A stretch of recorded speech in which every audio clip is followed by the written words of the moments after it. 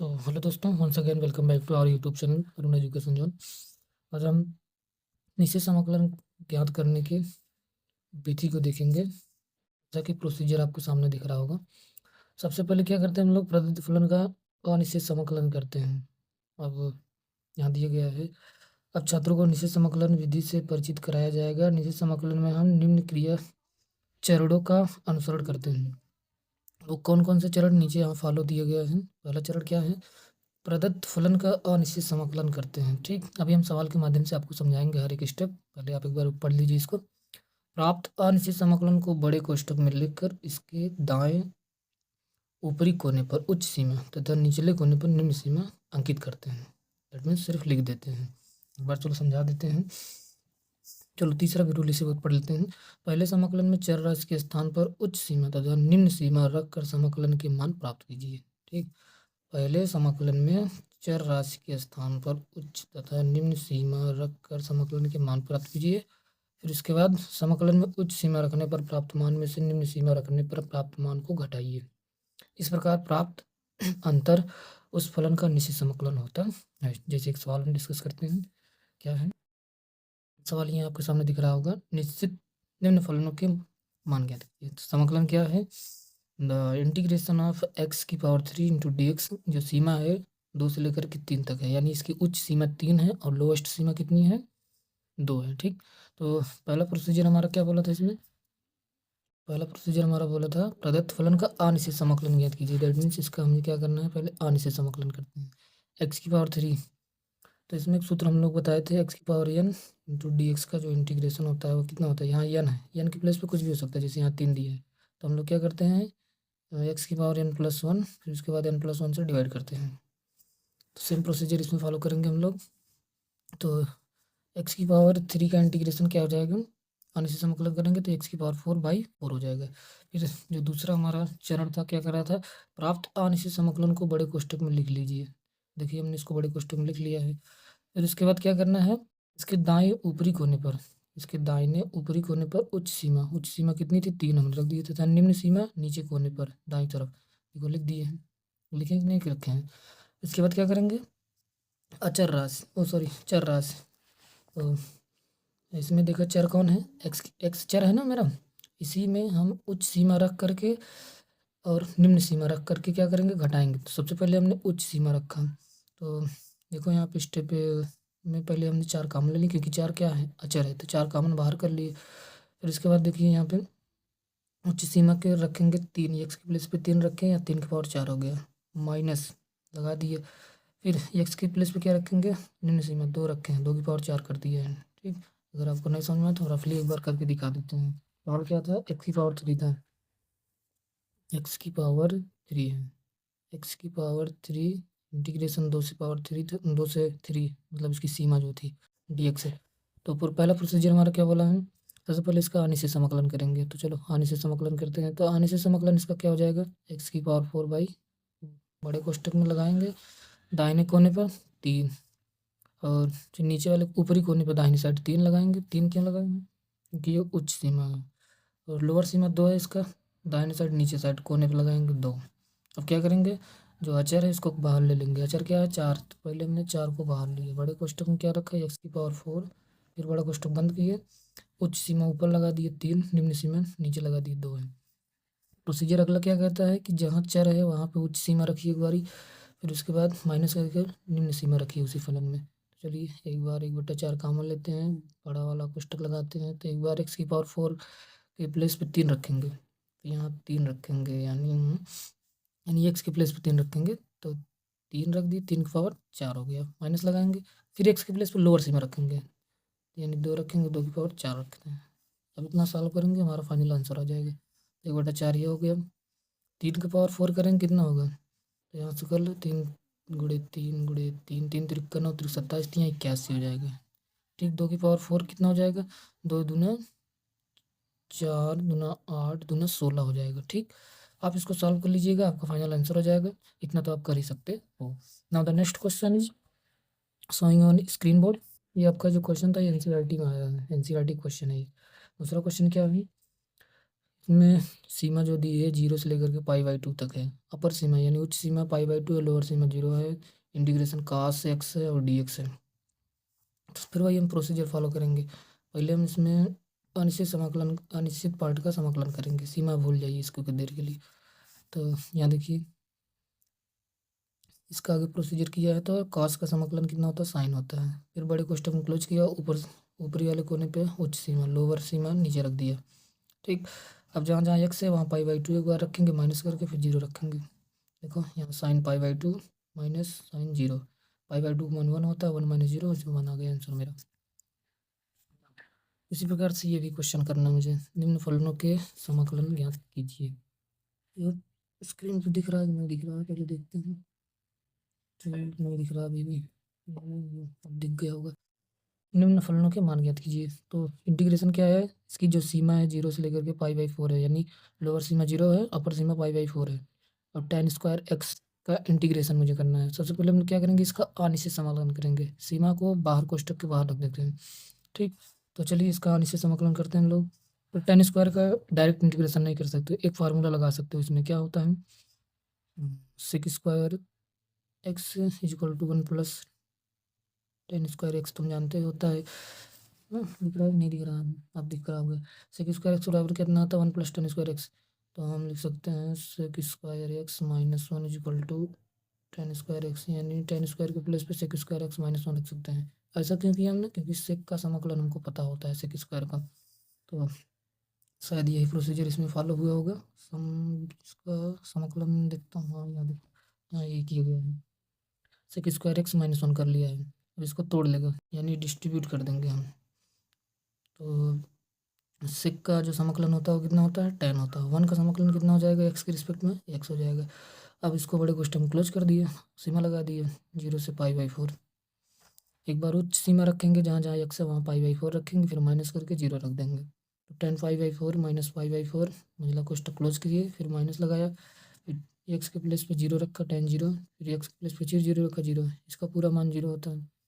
तो tan π/4 का मान 1 होता है, माइनस π/4 माइनस पूरा 0 0 देखो है। फाइनल आपका आंसर 1 माइनस π/4 होगा। ठीक, now the second question that is showing on your screen board.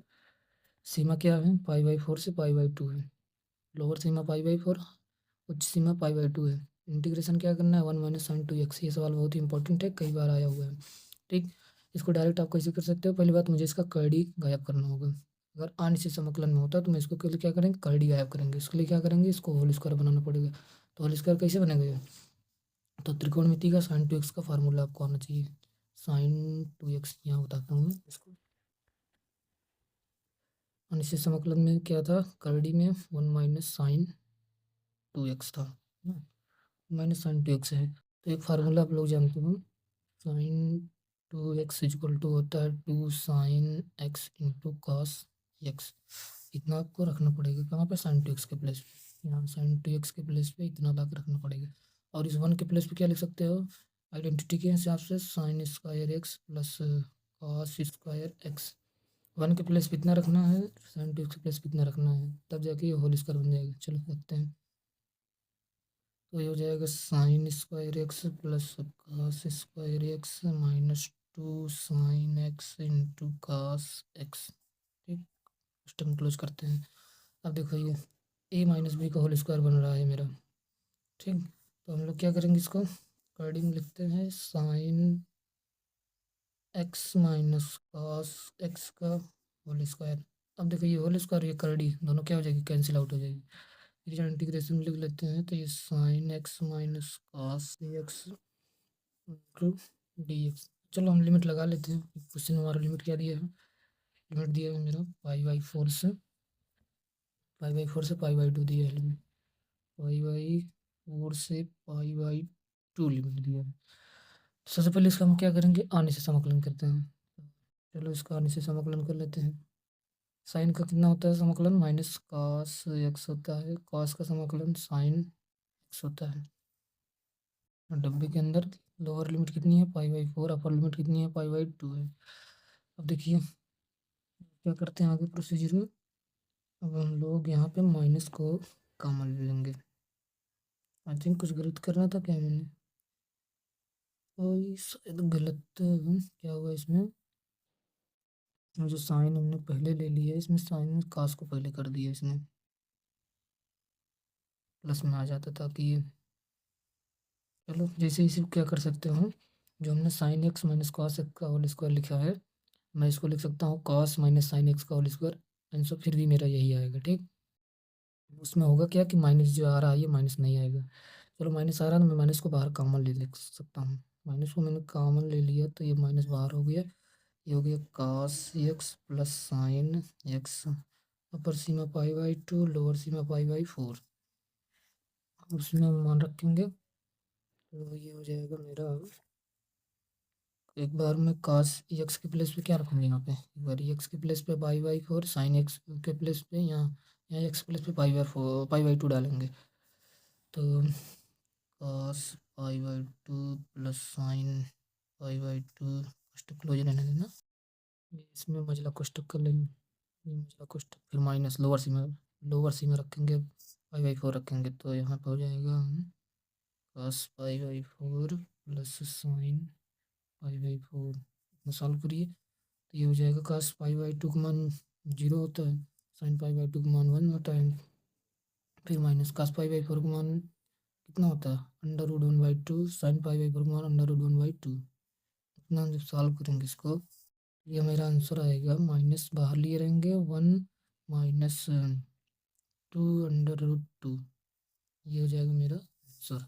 अब देखता हूँ कितना आया। चलो देखो यहाँ पे 1 माइनस √2 आया भी है, बस इसमें से क्या करना है, इस 2 को मैं क्या लिख सकता हूँ, 2 √2, तो ये कट जाएगा तो ये मेरा हो जाएगा 1 माइनस √2। अब थोड़ा सा इसमें आंसर में फ़र्क क्या आ रहा होगा, यहाँ बाहर माइनस आ रहा है जबकि इसमें माइनस नहीं आ रहा है, क्यों नहीं आ रहा है इसमें मैं बता देता हूँ, क्योंकि मैं इस फार्मूले को क्या लिख सकता हूँ direct, cos x minus sine x भी लिख सकता था मैं इसको ऐसे, सीमा पाई/4 से पाई/2 ऐसे लिख सकता था मैं इसको, पाई/4 से पाई/4, इसी चीज़ को मैं, इसको मैं ऐसे लिख सकता हूँ। तो जब मैं इसका होल स्क्वायर करूँगा तो cos square x plus sine square x minus 2 sine x आएगा, cos का इंटीग्रेशन करेंगे तो साइन होता है, साइन का इंटीग्रेशन करेंगे तो माइनस कॉस होता है, इसलिए प्लस हो जाता है, तो आंसर आपका प्लस में आता है, लेकिन हमने दूसरे तरीके से की इसलिए यहाँ पे माइनस आ गया। ठीक, आंसर सेम है, बस माइनस का डिफरेंस है। इसके बाद अगला क्वेश्चन क्या है, अगला क्वेश्चन 0 से लेकर पाई/2 है, साइन 3x कॉस एक्स, ये भी सवाल अनिश्चित समाकलन का है, बहुत ही इंपॉर्टेंट क्वेश्चन है। चलिए देखते हैं इसको कैसे किया गया, इसमें 0 से कहाँ गया सोल्यूशन, सिंक्रोनाइज हो जाए, 0 से पाई/4 है, लिमिट लोअर लिमिट 0 है, अपर लिमिट पाई/4 है, साइन 3x कॉस एक्स। अब इसमें आपको त्रिकोणमिति का अच्छा कॉन्सेप्ट आना चाहिए, जैसे देखो यहाँ पे 2 का मल्टीप्लाई करेंगे, 2 का डिवाइड किए, 2 का देखो यहाँ मल्टीप्लाई डिवाइड, तो 1/2 बाहर कर लिया, 2 का अंदर कर लिया। अब 2 साइन 3x कॉस एक्स को कुछ इस प्रकार से डिस्ट्रीब्यूट करना है कि जब मैं इसको तोड़ूँ तो फिर यही आ जाए, देखो यहाँ तोड़ दिया, sign 4x plus sign 2x, अब ये बन गया sine C plus sine D का फार्मूला। ठीक, साइन सी प्लस डी का फार्मूला है, sine C plus sine D तोड़ोगे तो फिर यही मेरा आ जाएगा ऊपर वाला, तो अब मैं इसका आसानी से समाकलन कर सकता हूँ। तो कैसे करेंगे देखिए, यहाँ पे देखो नीचे बताया अभी फार्मूला कौन सा लगाया हूँ, 2 साइन ए कॉस बी बराबर क्या होता है, साइन ए प्लस बी प्लस साइन ए माइनस बी, कहाँ से लाया है, तो जहाँ जहाँ ए है वहाँ 3x रखो, जहाँ बी है वहाँ x रखोगे, तो फाइनली तुम्हारा फिर ये मिल जाएगा, मतलब ये मिल जाएगा यहाँ से, चाहे तो इसमें रख के देख लो, 3x प्लस x बराबर 4x हो जाएगा, तो साइन 4x हो जाएगा, प्लस 3x माइनस एक्स बराबर करोगे तो 2x हो जाएगा, इसलिए देखो यहाँ 2x आया है। अब मुझे इसका इंटीग्रेशन करना है, तो साइन का इंटीग्रेशन माइनस कास, कास होता है, यहाँ पर 4 है इसलिए 4 से डिवाइड कर दिए, फिर यहाँ देखो फिर साइन का इंटीग्रेशन माइनस कास, लेकिन यहाँ 2 है गुणांक में x का, इसलिए 2 से डिवाइड किया है, सीमा हमने रख दी फिर पाई/4 और लोअर सीमा 0। अब क्या करना हो, एक बार अपर सीमा रखो फिर माइनस लोअर सीमा रखो, अपर सीमा रख दें एक बार इसमें हम, तो जहाँ जहाँ एक्स से वहाँ क्या पुट करेंगे, पाई/4 पुट करेंगे, छोटे कोष्टक में पाई/4, एक्स की प्लेस पे देखो पाई/4 रखा है, यहाँ पे एक्स की प्लेस पे पाई/4 रखेंगे तो 4 से 4 कटेगा, लेकिन एक 4 था इसलिए पाई/4 हो गया, फिर यहाँ पे 2x की प्लेस पे π/4 डालेंगे तो ये 2 से 2 कट गया, सिर्फ π/4 बचेगी सिर्फ। फिर उसके बाद माइनस cos 0 प्लस करके फिर इसको जब सॉल्व करेंगे तो हमारा फाइनल आंसर 1/2 आ जाएगा। ठीक, आई होप सबको समझ में आ रहा होगा। इसी प्रकार से आप अगला क्वेश्चन करेंगे तो ये भी काफ़ी अच्छा क्वेश्चन है, WBHS में आया हुआ है। ठीक, तो मिलते हैं नेक्स्ट वीडियो में। आपको अगर HW चाहिए तो यहाँ से आप क्वेश्चन को प्रैक्टिस कीजिएगा, बाकी हम फिर डिस्कस करेंगे। निम्न फलनों का समाकलन करना है इस वीडियो में। कितने क्वेश्चन यहाँ पे हैं? पहला क्वेश्चन क्या है, 0 से लेकर के π/2 इसकी सीमा दिया गया है, x इंटू cos x है। ठीक, अब इसमें जो आपको बाई पार्ट्स इसको सॉल्व करना पड़ेगा। इसका अनिश्चित समाकलन बाई पार्ट्स बताया गया होगा, नहीं बताया गया तो मैं बताऊँगा फिर आगे। इसमें भी बाई पार्ट्स लगेगा, इसमें भी बाई पार्ट्स लगेगा। ठीक, उसके बाद हम लोअर सीमा, अपर सीमा, लोअर सीमा कर देंगे, आंसर आ जाएगा।